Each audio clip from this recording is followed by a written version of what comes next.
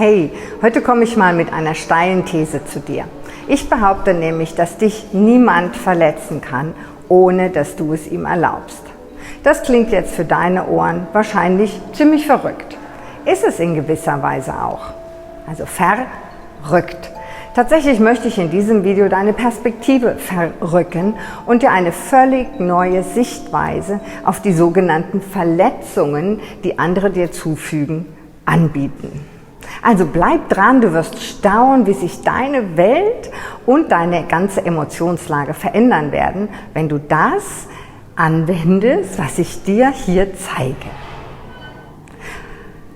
Ja, hallo und herzlich willkommen zu diesem weiteren Video aus der Mutig Leben Serie. Es ist heute bereits das 25. und somit eigentlich ein Grund zum Feiern. Aber andererseits ist 25 auch nur eine Zahl wie jede andere und wir Menschen sind es ja, die bestimmten Zahlen und Ereignissen bestimmte Bedeutungen beimessen oder andächten, würde ich fast sagen. Kann man machen, muss man aber nicht. Also lassen wir es einfach bei der Zahl 25. Allerdings kannst du daraus erkennen, dass es noch ganz viele ermutigende Videos von mir gibt, die du in dieser Playlist findest. Ich verlinke dich hier oben. Ich stehe hier vor einer sehr außergewöhnlichen Kulisse, wie du siehst. Ich bin nämlich in einer Holzschnitzergalerie, in der bekanntesten von ganz Bali, in der Galerie Ada Garuda. Und hier werden die berühmtesten Holzschnitzarbeiten angefertigt, die man sich nur vorstellen kann. Das gesamte Dorf schnitzt hier um die Wette.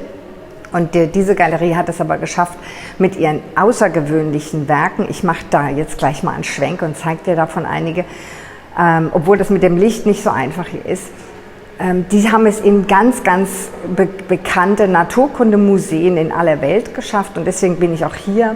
Obwohl das, wie gesagt, das gesamte Dorf, ein Haus neben dem anderen, hier sitzen sie und schnitzen aus ganzen Holzstämmen beeindruckende Statuen, Masken und alles Mögliche. Ach ja, für den unwahrscheinlichen Fall, dass du mich noch nicht kennst, mein Name ist Barbara Fischer-Reinecke und ich bin Individualpsychologin, Ehe- und Paarberaterin und Mentalcoach, unter anderem. Ich arbeite mit all meinen Klienten seit vielen Jahren ressourcenorientiert, wie man so schön sagt. Das heißt, dass ich nicht, wie viele meiner psychotherapeutischen Kollegen, nach einem Defizit, also nach einer Macke oder einem Fehler in den Menschen suche und dementsprechend eine Diagnose ausspreche und dann wohl auch eine passende Therapie vorschlage. Ich glaube nämlich zutiefst daran, dass jeder Mensch auf diesem Planeten so gut genug ist, wie er, Klammer auf, Klammer zu, im Moment ist. Und dass sich jeder Mensch auf diesem Planeten von da, wo er im Moment steht, weiterentwickeln. Also alles, was in ihm vorhanden ist an Potenzialen, auspacken kann. Also wie gesagt, schau dir ruhig die anderen Videos in meiner Playlist an, da wirst du eine Menge lernen und über dich und deine Mitmenschen ja verstehen. So, jetzt aber endgültig genug der Vorrede. Unser heutiges Thema ist, wie ich immer wieder sage, starker Tobak. Es begegnet mir aber seit Jahren ständig in meiner Arbeit und hat auch mein persönliches Leben, Klammer auf, früher, als ich noch eine von Depressionen zerfressene, unglückliche, aber durchaus erfolgreiche Journalistin war, über weite Strecken bestimmt. Immer wieder litt ich massiv, wenn mir ein nahestehender Mensch, aber manchmal war es sogar auch ein wildfremder Mensch im beruflichen Kontext, etwas Verletzendes sagte oder eben etwas Verletzendes tat. Dergleichen stürzt auch viele meiner Klienten immer wieder in emotionale Abgründe, sodass sie wochenlang in Depressionen feststecken, Beziehungen zerstören und weite Teile ihres Lebens in Trauer, Wut und Verletztheit fristen. Wenn wir uns unsere gesellschaftliche Konditionierung anschauen, ist das ehrlich gesagt auch gar kein Wunder. Nicht nur Hollywood, auch die gesamte Belletristik und die Musikbranche könnten ohne solche Verletzungsszenarien und die daraus entstehenden Dramen schlichtweg einpacken. Wer mein Buch Arschbombe ins Glück, so werden Sie Ihr eigener Happiness-Produzent gelesen und sich schon ein bisschen mit meiner Pool-Methode befasst hat, der weiß, dass das Drama im sogenannten kalten Pool wohnt und somit eine Ausprägung von Angst ist. Das Video über die Pool-Methode nehme ich mir jetzt echt mal für nächste Woche vor. Ich habe das schon ein paar Mal angekündigt, aber jetzt ist es wirklich höchste Zeit dafür. In der Zwischenzeit kannst du dir die entsprechende Lesung aus meinem Buch in der zweiten Playlist, die ich auf YouTube habe, auch die verlinke ich, anschauen. Lass uns das mal analysieren. Was genau passiert bei einer solchen Verletzung? Auf der Ebene der Tatsachen sagt oder tut jemand etwas, das dir nicht gefällt. Noch präziser betrachtet heißt es, eine Person außerhalb von dir, deren Entscheidungen logischerweise nicht in deinem Einflussbereich liegen, sagt oder tut etwas von seinem oder ihrem Standpunkt aus, der logischerweise nicht dein Standpunkt ist. Daraufhin entscheidest du, dass du diese Tat oder Äußerung dieser Person nicht magst und verstehst aber, dass jeder Mensch auf der Welt seine eigenen Ansichten haben und seine eigenen Entscheidungen treffen darf, auch wenn sie dir nicht gefallen. Zuckst mit den Schultern und wendest dich wieder deinem Tagwerk zu. Nein, so läuft das bei dir nicht? Ach, dachte ich mir schon. War jetzt ein bisschen provokativ von mir. Sorry. Lass uns also mal schauen, was du höchstwahrscheinlich stattdessen machst. Ich vermute, du erzählst dir eine Geschichte von wegen wie rücksichtslos, egoistisch, ungerecht, gemein und, ja genau, verletzend diese Worte doch sind und wie schwer dich diese Handlung der Person in deinem Herzen treffen. Nicht selten höre ich dann Sätze wie seinetwegen kann ich seit Wochen nicht mehr schlafen oder das hat er oder sie mir angetan oder er, sie ist schuld daran, dass ich bla bla bla, Punkt, Punkt, Punkt. Und schon sind wir mitten in einer prächtigen Opferhaltung, aus der heraus sich vortrefflich verurteilen und bewerten, vorzugsweise abwerten lässt. Das ist der unbewusste Nutzen, den die Opfer solcher Verletzungen daraus ziehen, dass sie ein Riesendrama aus einer Sache machen. Die anderen sind schuldig. Sie verursachen deine Gefühle. Versteh mich bitte nicht falsch. Ich habe durchaus jede Menge Verständnis dafür, dass du das noch so machst. Wie gesagt, ich habe 2/3 meines Lebens so verbracht. Aber ich weiß durchaus halt auch, wie viel besser ich mich fühle, seit ich das nicht mehr mache. Weißt du auch, welcher Satz mich wie ein Gong aus meiner Drama-Queen-Opferhaltung herausgeholt hat? Einer meiner Mentoren sagte damals trocken, naja, wem du die Schuld gibst, dem gibst du halt auch die Macht. Und ich so, bitte? Das saß. Ich wiederholte laut und fragend, wem ich die Schuld gebe, dem gebe ich auch die Macht? Genau, sagte mein Mentor. Jo, das war's dann für mich. Das konnte ja wohl nicht angehen, dass ich die Macht über mein eigenes Leben in andere Hände gebe. Wie gesagt, Gong. Ich habe sofort damit aufgehört. Natürlich, ich musste ein bisschen üben, aber aufgehört habe ich gleich. Als ich mich dann einige Zeit später in meiner Mentalcoach-Ausbildung viel mit Hirnforschung befasste und dabei lernte, dass hinter jedem Gefühl ein Gedanke ist, beziehungsweise dem vorausgeht und dass man ja immer selbst entscheiden kann, was man denken will, da war ich mein vorheriges Opferproblem ein für alle Mal los. Gleichzeitig war das auch der Startschuss zur Entwicklung meiner Pool-Methode, die du bald kennenlernen wirst. Eines habe ich seither dementsprechend grundlegend verändert. Ich lasse nie mehr jemand anderes entscheiden, wie ich mich fühle. Und das kannst auch du lernen. Jetzt denkst du wahrscheinlich, ich sei ein Supermensch oder ich würde lügen. Well, beides ist ein bisschen wahr. Nein, natürlich gibt es in meinem Leben Momente, wo ich mich ärgere, wo ich traurig bin, wo ich lache und vor Glück in die Luft springen könnte. Ja, und der Unterschied zu vorher ist aber, ich werde mir meiner Gefühlslage rasch bewusst und bin dem Verursacher in jedem Falle dankbar. Und im schlimmsten Fall dauert meine Emotionslage ein paar Minuten, bis ich dann da raus bin. Und dann übernehme ich die volle Verantwortung für meinen Gefühlszustand. Denn wie jeder andere Mensch will ich manchmal traurig sein, will ich mitunter Wut empfinden, will ich ab und zu mit meinem Partner schmollen. Aber ich gebe nie wieder jemandem die Schuld an meinen Emotionen.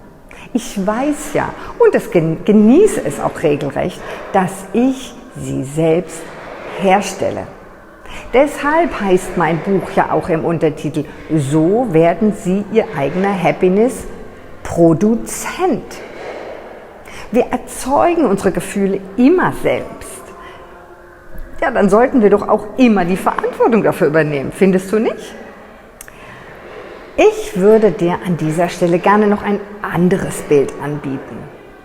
Wenn du andere entscheiden lässt, wie du dich fühlst, dann bist du letztlich ein Roboter mit Emotionstasten. Wenn jemand dir sagt, du bist schön, dann drückt er auf den süßen Knopf und du bist glücklich und froh und du strahlst. Wenn jemand anderes ein paar Minuten später sagt, du siehst schrecklich aus, dann drückt er auf diesen bitteren oder sauren Knopf und du fühlst dich verletzt und bist traurig. Was hat dieser jemand aber tatsächlich dir angetan? Ist es nicht sehr wahrscheinlich, dass diese Person lediglich aus ihrem Blickwinkel gehandelt hat und nur ihre Meinung ausgesprochen hat? Oder ihr aktuelles Gefühl? Und es hat rein gar nichts damit zu tun, wer du wirklich bist? Und ist es nicht sehr wahrscheinlich, dass diese Person ihren Standpunkt und ihren Blickwinkel aus ihrer eigenen Erziehung bezieht? Aus der Art, wie sie selbst behandelt wurde und auch wird? Was sie selbst erfahren und oder erlitten hat? Und dass sie deshalb so handelt? Wenn jemand also behauptet, du seist dumm oder hässlich oder unzuverlässig oder was auch immer, dann könntest du das machen, was ich in meiner Praxis immer mache. Jetzt habe ich aber blöderweise meinen Kugelschreiber vergessen, aber ich erkläre es dir trotzdem. Ich nehme dann immer meinen pinken Kugelschreiber und sage zu meinem Klienten, der mir gegenüber sitzt, also stell dir vor, ich hätte einen pinken Kugelschreiber in der Hand, blöderweise habe ich den jetzt vergessen, und dann sage ich, würdest du bitte mal den grünen Kugelschreiber nehmen? Und dann gucken die mich an und sagen, wie, der Kuli ist nicht grün, der ist doch pink. Genau. Es ist nämlich immer deine Entscheidung, ob du dem anderen seine Worte abkaufst sozusagen, ob du sie für wahr hältst. Ob du es selbst glauben willst. Wenn ich also sage, nimm den grünen Kuli und du sagst, ja, den nehme ich, dann kaufst du mir eine Lüge ab. Dann und nur dann kann dich die Abfolge von Worten, die jemand sagt, überhaupt erreichen. Ansonsten weißt du ja, dass der Kuli nicht grün, sondern eben pink ist.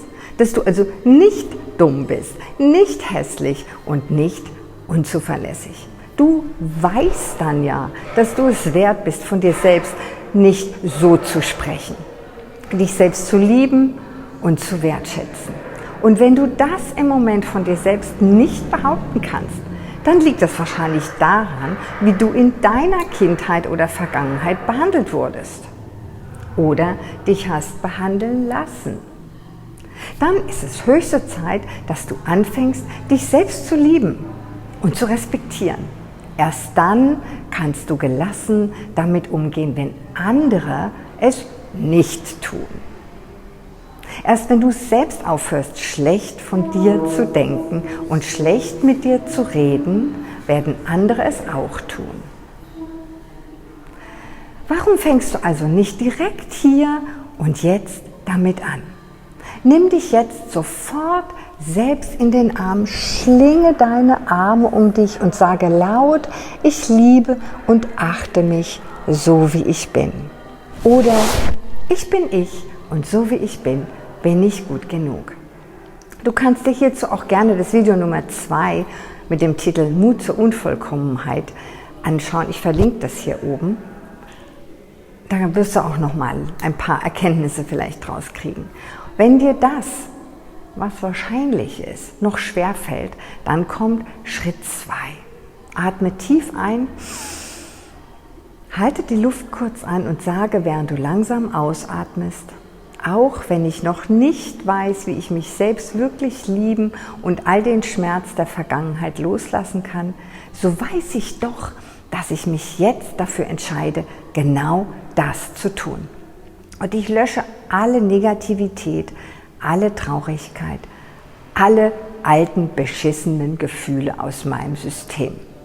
Jetzt. Ich empfange und bin offen für die Heilenergie, Herzenskraft und all das Gute, das das Universum mir zu bieten hat. In meinem ganzen System, meinem Körper, meinem Geist und meiner Seele. Und ich bin dankbar. Ich bin ich, nicht mehr und nicht weniger. Und ich liebe mich. Na, wie hört sich das für dich an?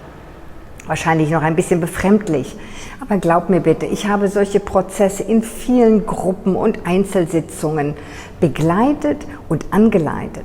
Und es hat immer so viel Gutes bewirkt. Natürlich ist es ein Prozess, den man nicht so zwischen Tür und Angel mal eben machen kann. Und so nach dem Motto, und dann ist schwupps gut. Aber es funktioniert. Wenn du dabei gerne Unterstützung hättest, kannst du dich ja auch bei mir melden über meine Webseite. Die findest du weiter unten hier in der Videobeschreibung. Ich bin immer für dich da, wenn du das möchtest. Wie du dann den nächsten Schritt gehen und all jenen, die dir deiner Meinung nach Verletzungen beigebracht und dich schlecht behandelt haben, wie du denen verzeihen kannst, zeige ich dir in einem anderen Video. Bis dahin können dir die Videos 8, 9, 10 und 19 und das Video 35 aus der Playlist Arschbombe ins Glück weiterhelfen. Ich verlinke einige davon hier oben und du findest dich dann da schon zurecht. So, das war's für heute, würde ich mal sagen. Ich könnte zwar noch stundenlang über dieses Thema reden, merkst schon, ich finde kein Ende, aber ich glaube, es sind jetzt schon 16, 17, 18 Minuten, die sollen jetzt mal genügen, um dir einen kleinen Tritt in den Allerwertesten zu geben und das Thema mal nüchtern anzugehen, ohne Drama. Falls du Unterstützung dabei möchtest, wie gesagt, weißt du ja, wo du mich findest. Kleiner Tipp, nochmal, hier unten in der Videobeschreibung findest du Kontaktdaten zu mir. Mach's gut und hör auf, dich selbst zu verletzen. Dann geht es dir bald viel besser. Garantiert. Das war wie immer deine Barbara Fischer-Reinecke von Mutig Leben. Bye bye, ciao ciao, bis bald.